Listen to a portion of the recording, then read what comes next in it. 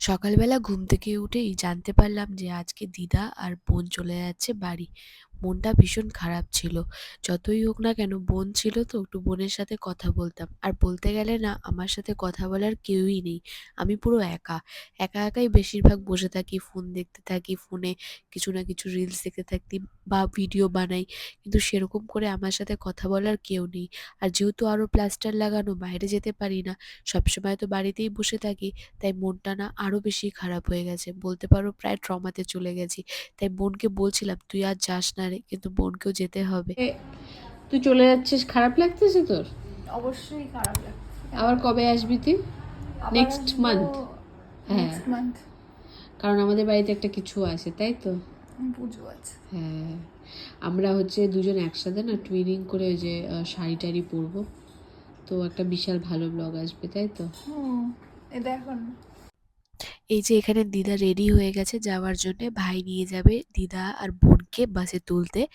দিদাকে বারবার করে বলছিলাম যে, "দিদা তুমি আর যেও না, আমার ভালো লাগছে না।" কিন্তু দিদারও যাওয়ার খুব দরকার ছিল। মাও দিদাকে দেখে প্রচণ্ড পরিমাণে খারাপ পাচ্ছিল। আর লাস্টে তো মা পুরো কান্নাকাটিই শুরু করে দিয়েছিল। আসলে না আমাদের বাড়িতে কেউ নেই সেরকম কথা বলার। মানে আমার বাবা নেই। তো আমার মা আর আমি কতটুকুই বা কথা বলবো? সবসময় আর কি বিষয় নিয়েই বা কথা বলা যায় বলো? আর যেহেতু বাইরেও যেতে পারি না, তাই সেরকমভাবে কথাবার্তা বলার মতো কোনো বন্ধু-বান্ধবীও নেই। আর বন্ধু-বান্ধবী যারা আছে তারা সবাই সবার নিজের জায়গায় ব্যস্ত থাকে। সবটা নিয়েই কিছু না কিছু ব্যস্ততা সবার মধ্যে থাকে। তো সেখানে কেই বা আমাকে সবসময় সময় দেবে সেটাও একটা বড় কথা। তাই একা মন ভালো লাগে না। কখনো এত ডিপ্রেশন ফিল করি কি বলবো? কখনো আবার এরকমও মনে হয় যে কাশ যদি আমি এই জীবন থেকেই চলে যেতাম তাহলে আরো অনেক ভালো হতো। কারণ এরকমভাবে না বেঁচে থাকা যায় না। একঘেয়ে একভাবে সেই প্রায় ১.৫ মাস থেকে পড়ে আছি। আর কত বলো? যাই হোক আমার শাস্তি এটাই হয়তো। তাই মাথা পেতে মেনে নিচ্ছি সবকিছুই।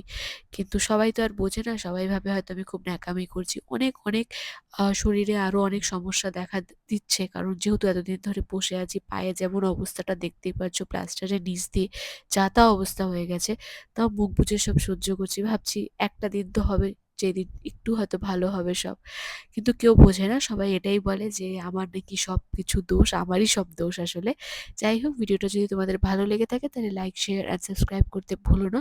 কারণ তোমাদের like and share and subscribe দেখলে খুব ভালো লাগে। দেখা হচ্ছে অন্য ভিডিওতে। বাই।